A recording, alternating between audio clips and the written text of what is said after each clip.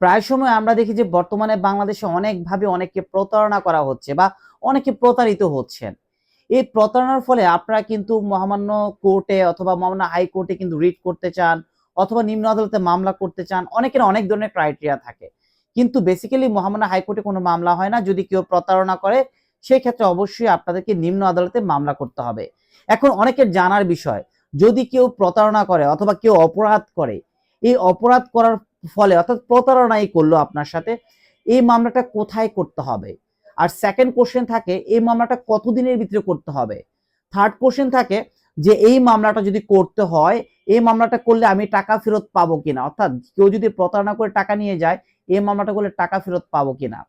এবং final question আপনাদের যেটা থাকে সেটা হলো যে এই মামলা করলে টাকা উদ্ধার করতে কতদিন সময় লাগে। এই প্রশ্নগুলো বিভিন্ন সময় আপনারা করে থাকেন, কিন্তু এক্ষেত্রে আপনাদের জানতে হবে প্রথমত, যদি আপনার সাথে কোনো ব্যক্তি প্রতারণা করে এই প্রতারণা মামলাটা কোথায় করতে হয়। সাপোজ আপনি কোন একটা ব্যক্তিকে টাকা দিয়েছেন, ধার দিয়েছেন, সে আপনার টাকা ফেরত দিচ্ছে না, এই ক্ষেত্রে প্রতারণা মামলা করতে হবে যেখানে কজ অফ অ্যাকশন অর্থাৎ যেখানে ঘটনা ঘটেছে অথবা যেখানে সে টাকা দিবে না রিজেক্ট করেছে আপনাকে, কজ অফ অ্যাকশন বলে যেটাকে ঘটনাস্থল বলে। সেই ঘটনাস্থল যেখানে পড়বে সেই আন্ডারে, সেই ডিস্ট্রিক্ট আন্ডারে আপনাকে মামলা করতে হবে। অন্য কোনো ডিস্ট্রিক্টের আন্ডারে যেখানে ঘটনাস্থল নয় সেখানে আপনি মামলা করলে কিন্তু মামলা টিকবে না। সেকেন্ড কোশ্চেন হলো যে এ মামলা কতদিনের ভিতরে করতে হয়। একটা প্রতারণা মামলা করলে অবশ্যই আমাদের ফৌজদারি কার্যবিধি আইনে 222 ধারার মতে অবশ্যই আপনাকে 2 বছরের ভিতরে একটা ঘটনা থেকে দ্বিতীয় যখন মামলা করবেন তার 2 বছরের ভিতরে আপনাকে মামলাটা করতে হবে।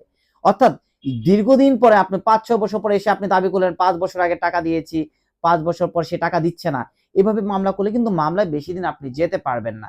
মামলা হয়তো করতে পারবেন কিন্তু মামলায় রেজাল্ট পাওয়ার সম্ভাবনা খুবই কম থাকবে। দ্যাটস ওয়াই আপনি যদি প্রতারিত হন যত দ্রুত জানবেন তত দ্রুতই আপনি বিজ্ঞ আদালতে শরণাপন্ন হবেন এবং কি মামলা করার ট্রাই করবেন। তাহলে দেখবেন যে খুব দ্রুতই কিন্তু আপনি রেমেডি পেয়ে যাবেন এবং কি আপনি আপনার চাহিদা মতো তাকে পানিশমেন্ট দিতে পারবেন। থার্ড কোশ্চেন যেটা, যে প্রতারণা মামলা করলে টাকা উদ্ধার করা যায় কিনা। যদি কাউকে টাকা দিয়ে থাকেন, টাকা যদি ফেরত না দেয় টাকা উদ্ধার করা যায় কিনা। প্রতারণা মামলাটা মূলত সাজার মামলা, কিন্তু প্র্যাকটিক্যাল লাইফে আমরা যখন বিজ্ঞ আদালতে প্রতারণা মামলাগুলো কন্টিনিউ করি তখন প্রায় সময় দেখি যে যারা আসামি পক্ষ, যারা প্রতারণা করে, যারা আসামি, তারা প্রায় সময় ভয় পেয়ে জেলে ঢুকার ভয় পেয়ে বা সাজার ভয়ে ম্যাক্সিমাম টাইমই বাদীর সাথে আপোষ করে ফেলে, টাকা দেয়া দেই করে ফেলে। সেক্ষেত্রে কিন্তু আপনি টাকাটা খুব ইজিলি পেয়ে যাবেন। কিন্তু খুব রেয়ার কিছু টাইম আমরা দেখি যে তারা আপোষ করতে চায় না, তারা টাকা দিতে চায় না। সেক্ষেত্রে যারা বাদী আছেন, যারা ভিকটিমাইজ হচ্ছেন তাদেরকে বলতে চাই, প্রতারণা মামলায় কিন্তু সে টাকা দিতে বাধ্য না যতক্ষণ না পর্যন্ত সে ইচ্ছাকৃতভাবে টাকা দেবে। বাট প্রতারণার মামলা আপনি তাকে সাজা দেওয়াতে পারবেন এটা নিশ্চিত যদি আপনার কাছে ডকুমেন্টস থাকে। আপনি যে তাকে টাকা দিয়েছেন, সে যে প্রতারণা করেছে, যদি এই ডকুমেন্টসটা দেখাতে পারেন অবশ্যই কিন্তু তাকে সাজা দিতে পারবেন। তবে টাকা দিতে সে বাধ্য নয়। এখন বলতে পারেন যদি টাকা দিতে যদি বাধ্য না হয় আমি টাকাটা উদ্ধার করব কি করে। যদি সে টাকা না দেয় এবং আপনি যদি এই মামলায় পানিশ করান, তাকে পানিশমেন্ট দিতে পারেন, সেক্ষেত্রে আপনি টাকা উদ্ধারের জন্য সিভিল কোর্টে মানি স্যুট করতে পারেন। এই মানি স্যুটের মাধ্যমে কিন্তু আপনি খুব ইজিলি কিন্তু আপনার টাকা পেয়ে যাবেন, তবে মামলাটা একটু দীর্ঘদিন চলবে। এই জিনিসটাকে আপনাকে মেনটেন করতে হবে। ফাইনালি আপনাদেরকে একটা কথা বলতে চাই, প্রতারিত হওয়ার পূর্বেই অবশ্যই যখন কখনো কখনো টাকা ট্রানজাকশন করবেন সেই ক্ষেত্রে অবশ্যই ডকুমেন্ট রাখার ট্রাই করবেন। পরবর্তীতে যদি কোনো আদালতে যান বা কোনো আইনে শরণাপন্ন হন যেন এই ডকুমেন্টগুলো দিয়ে আপনি রেমেডি পান। কারণ আমরা প্রায় সময় আমাদের কাছে কমপ্লেইন আসে টাকা দিয়েছি কোনো প্রুফ নাই, এখন কি করব।